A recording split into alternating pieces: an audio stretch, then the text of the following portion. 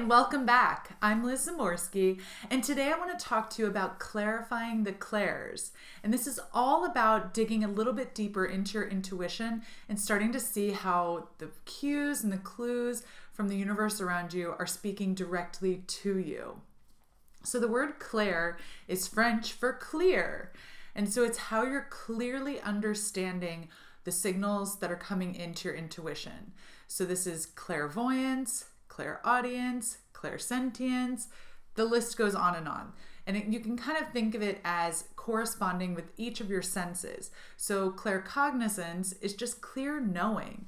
And that to me feels like when you just kind of know something, where it feels like a download of information has come into your mind and you just know what's going on. You know the details around a situation, or you know whether something's good or bad, or you know something's resonating with you, and you can't really put on your finger. You can't really put your finger on how you know or why you know, but you just know.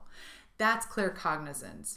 There's also clairvoyance, and that's kind of the more common thing that people talk about a lot, is like the clear seeing. And the way that that shows up for me is almost like when you're daydreaming, and it's like your 3D eyes are still looking out into the world, the reality around you. But when you're daydreaming, it's like your eyes can be open, but you're seeing a scene in your mind's eye.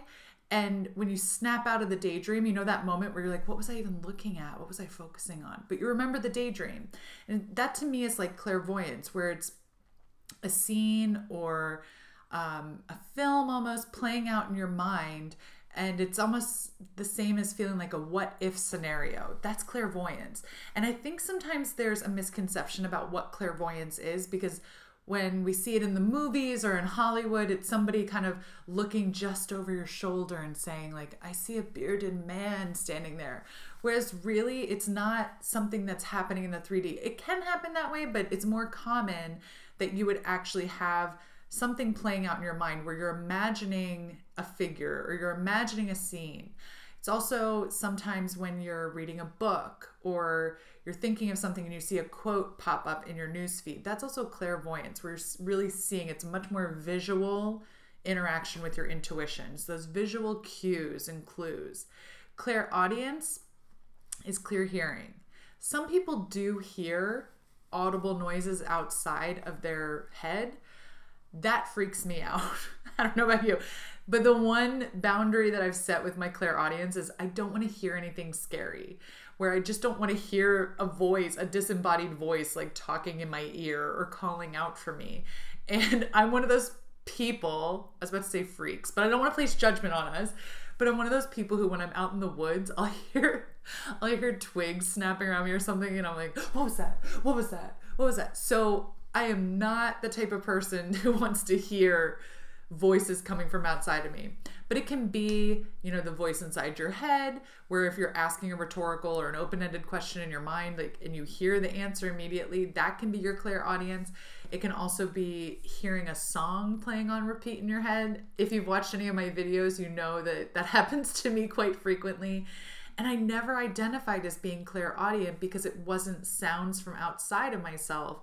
And so it was really difficult for me to identify as that. And one day somebody said, don't you know that you're clairaudient because you're always humming a tune or singing a song or coming up with a song through your intuition? So if you're one of those people, I have a really fun exercise for you right now where you can take your music collection, Spotify, YouTube, the music player on your phone. I used to call it iPod shuffle, but where you can just open your music library and press song and then just press shuffle and ask a question and see what pops up. See if that song or that thing pops up for you. And if it has meaning for you. That's a fun way to kind of play with your clairaudience, playing with your intuition. There's also clairsentience, and that's clear feeling. I get that a lot too, where, you know, you feel chills down your back, or the hair stands up on your neck, or you're getting goosebumps on your arms, or you start feeling different bodily feelings. It's the bodily sensations you get where your intuition's talking to you.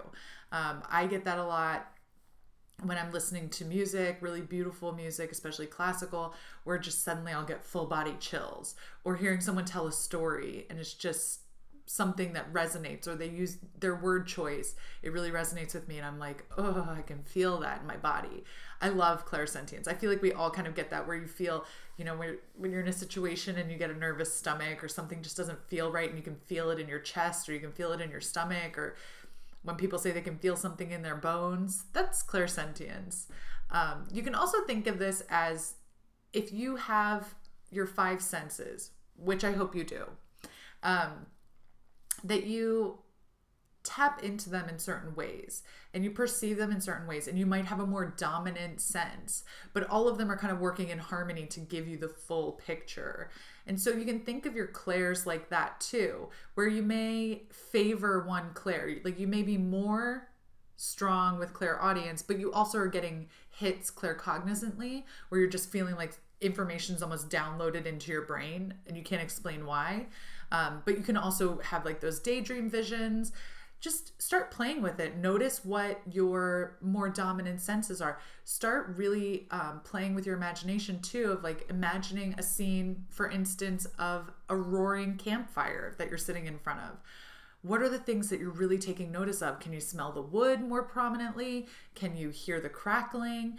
Can you feel that heat coming off of it? Are you really drawn to like the dancing of the flames? Those are all cues to where your intuition is more heightened and how it's speaking to you. So it's really just getting into it, playing with it, setting intentions clearly, setting boundaries clearly, like how I said, where you don't want to be scared, or you don't want to see anything weird, or you don't want to hear anything scary, or you don't want to, you know, you're allowed to set boundaries around your intention, and I encourage it for you.